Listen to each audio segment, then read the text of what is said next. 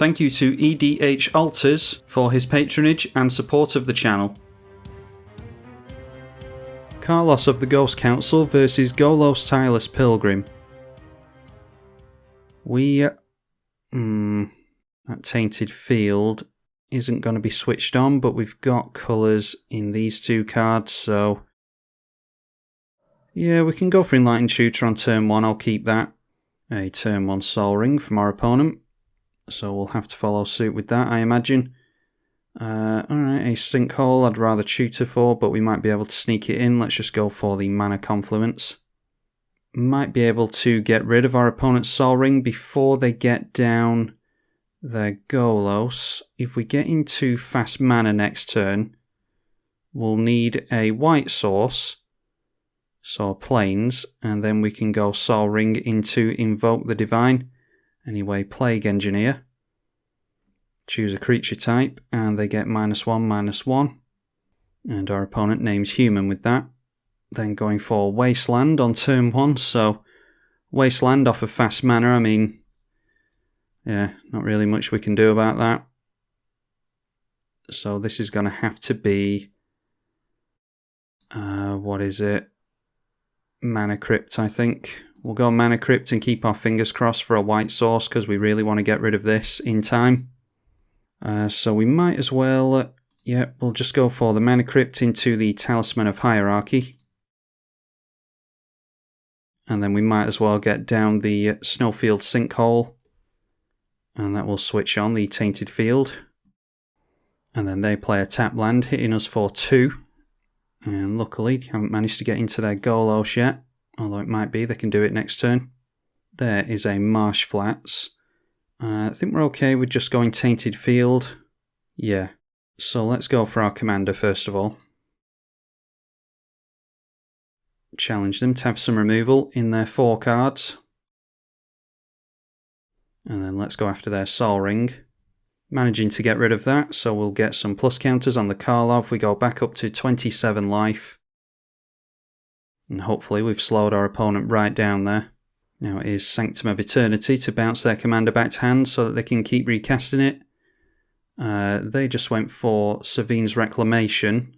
Went for the Wasteland again. Luckily we've got the Marsh Flats. I think they could have got the Soul Ring with that, couldn't they? Yeah, could have got the Soul Ring. When they've got 5 mana, they can go for the Wasteland again, which they're not above doing apparently. Alright, there is that. Let's switch on our Tainted Field again. We'll go for the Scrubland. Argument to be made for us going for a basic there, but yeah, maybe should have gone for a basic there. Let's go Signing Blood onto ourselves. Get into some more lands, and then we'll see if they want to throw that creature in the way of our commander. They do.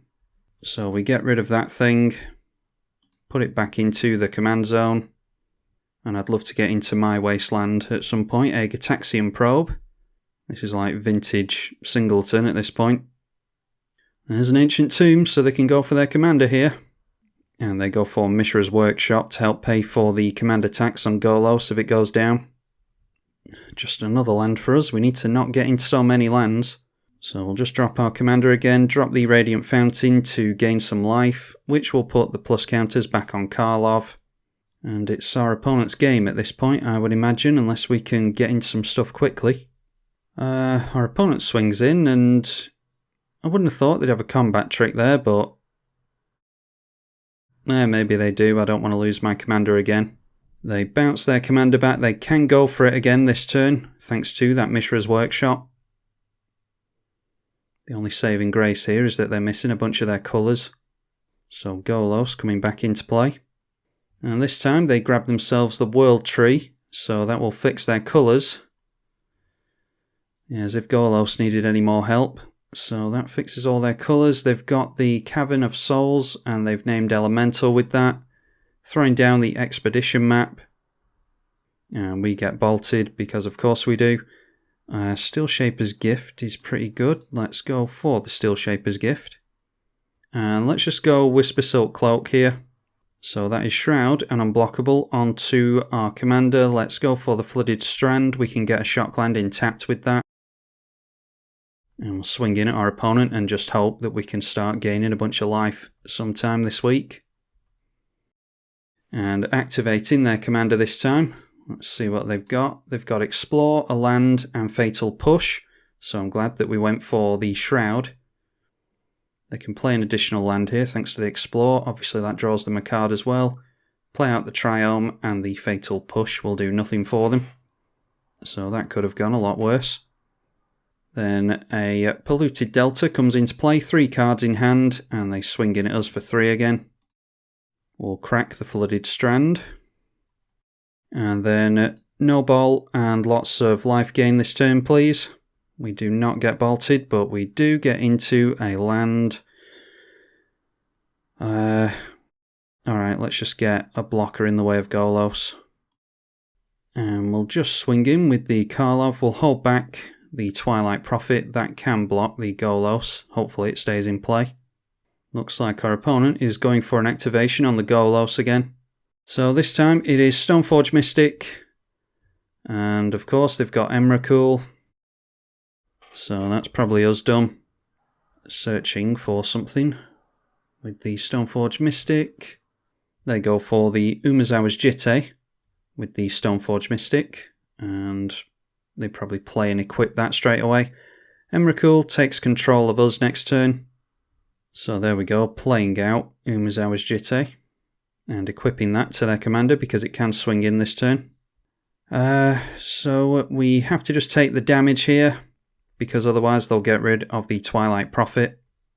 And then they pass the turn over to us. I don't know if they can kill us this turn, but they can likely get rid of our Karlov.